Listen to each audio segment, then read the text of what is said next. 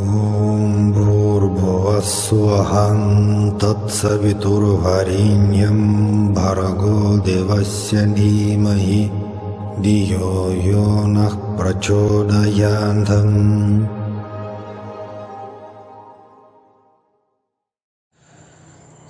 Saram everyone. So let's speak about Sri Sathya Sai, our beloved Swami.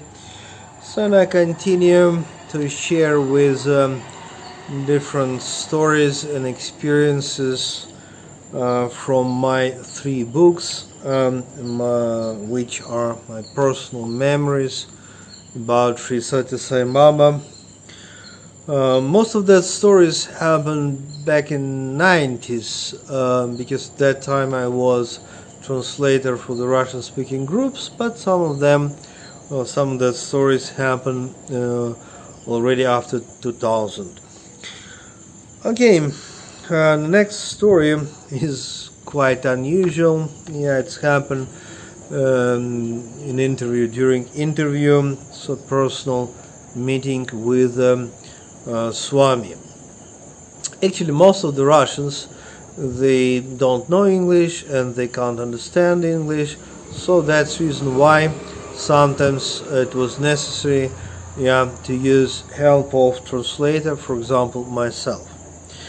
And actually we have a number of countries which use Russian language just for the communication, and it's not only Russia but Ukraine, Belarus, Kazakhstan, and some other countries also. Actually, people from that countries, citizens, they know Russian pretty well, because all of that countries are like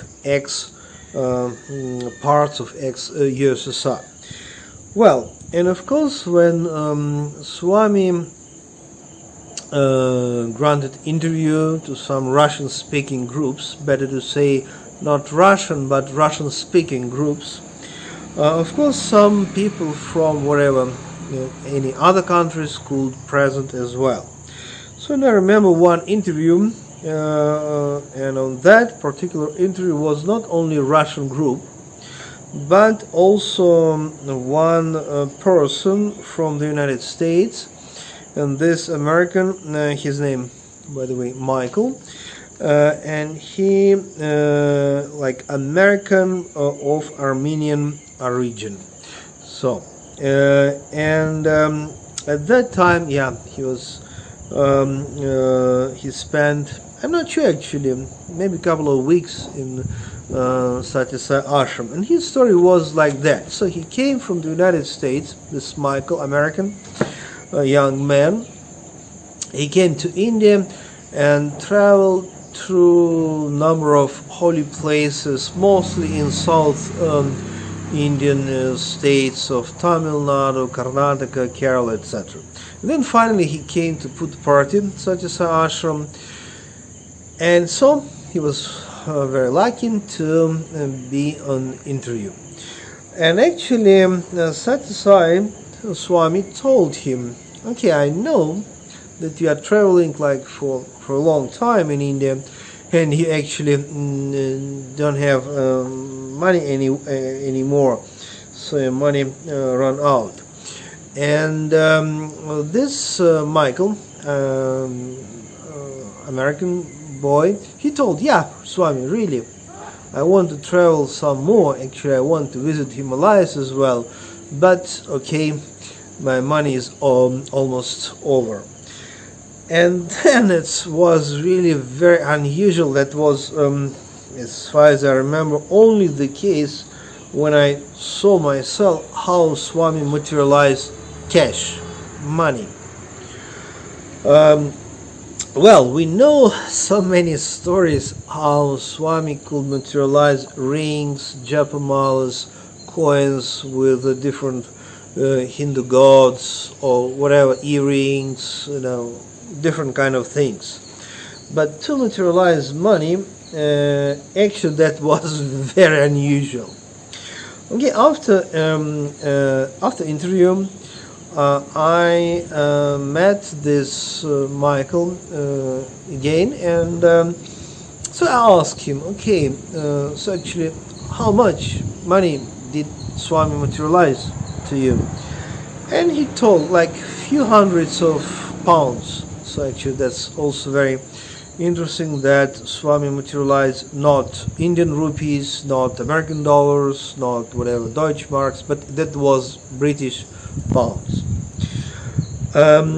And of course, few hundreds of pounds, that's not huge amount as you can imagine, but if you just remember, middle of 90s, young boy, I mean this Michael, that was more than enough for him just to go for at least, I don't know, 1 month in Himalayas. That was pretty enough. And of course, we can actually ask some extra questions. For example, oh my God, well, what about this, pounds, that cash, was it real or not? And of course, that was real money. I mean, just absolutely real money. It was possible to exchange it. It was just absolutely real money.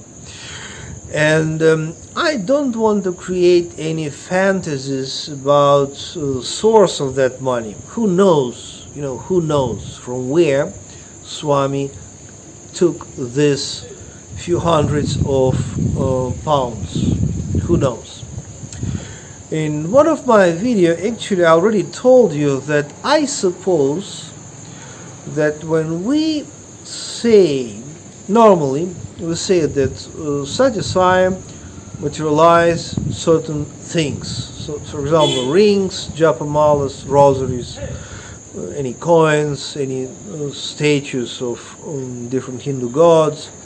And normally we say that he was materializing all that things at that time, for many years.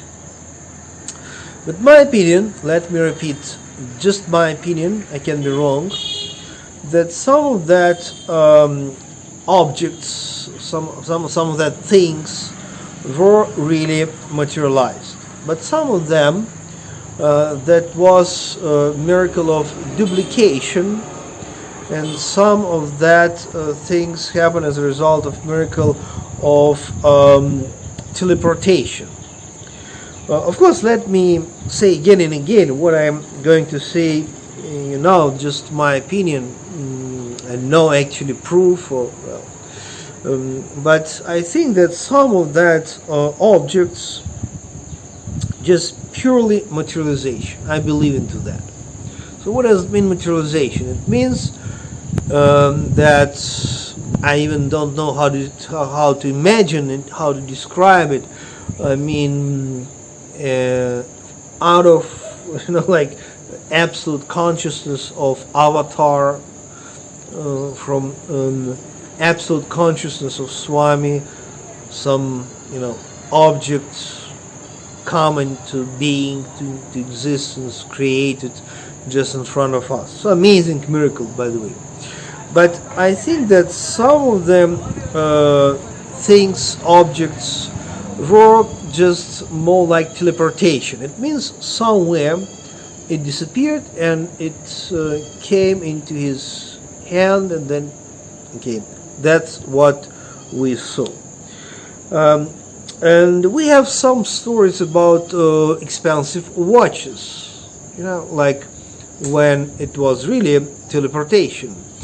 And of course, if to speak about this few hundreds of pounds, that was real cash, real money. And for sure that was, at least for sure for me, I don't know, not really materialization, but more like teleportation. But the story behind this teleportation, of course, I don't know. From where, from whom, why, for what. Okay, for what we know, for that Michael. And next year, this Michael, he actually wrote a letter to me. And please remember, that was middle of 90s. And at that time, when I say he wrote letter to me, I mean it's not just internet technology. It was normal old style letters. He just took a piece of paper, wrote a few words, and so next year, when I was in Moscow, he actually sent me the letter, and he told me that he spent these few hundreds of pounds and he went to Himalayas. That was hugely transforming pilgrimage for him.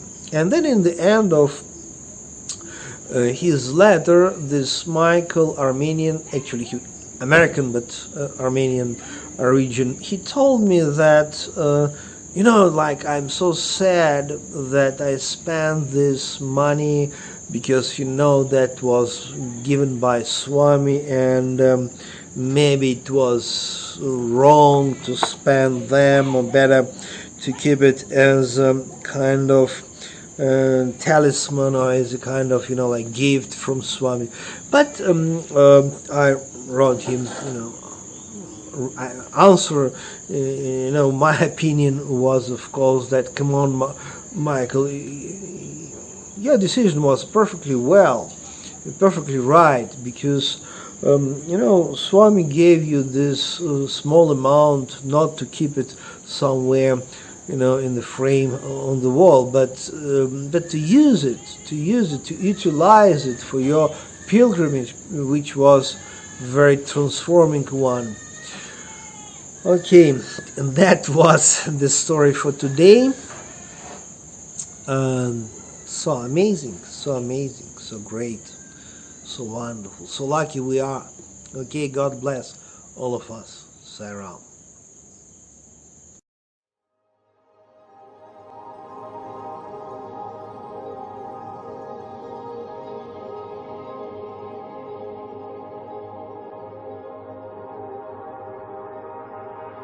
Om Bhurбhuvasvaham Tatsaviturvarenyam Bhargo Devasya Dhimahi Dhiyo Yo Nah Prachodayantam